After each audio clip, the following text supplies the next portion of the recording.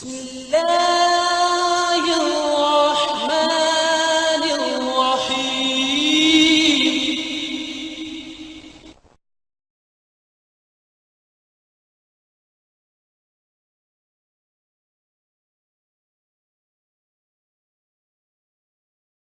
الذي خلقني فهو يهدين، والذي هو يطعمني ويسقين، وإذا مرضت فهو يشفين، والذي يميتني ثم يحيين، والذي أطمع أن يغفر لي خطيئتي يوم الدين.